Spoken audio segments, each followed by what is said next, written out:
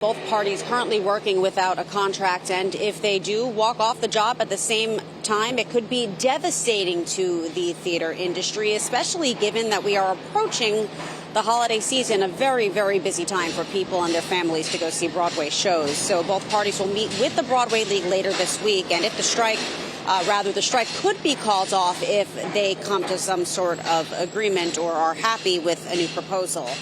But according to the American Federation of Musicians, which represents more than 70,000 professional musicians playing in orchestras, theaters, film, radio, and TV, about 98% of the 1,000 members who cast ballots voted in favor of a potential strike if negotiations continue to stall.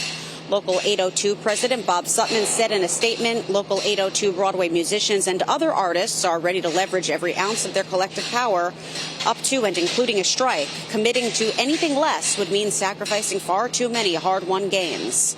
The Broadway League told us in response, good faith negotiations happen at the bargaining table, not in the press. We value our musicians, and we are committed to working in good faith to get a fair contract done.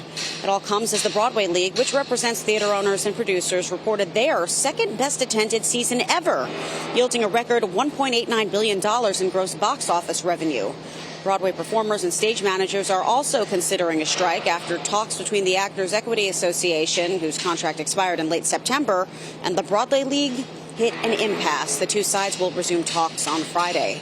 31 members of Congress last week signed a letter urging actors, musicians, and the Broadway League to reach an agreement because they cited potential harm to the industry if this should continue, if there is a potential strike. And they wrote in part, all New Yorkers and the more than 68 million tourists who visit the city each year are counting on you to come to a fair and speedy resolution on your contracts.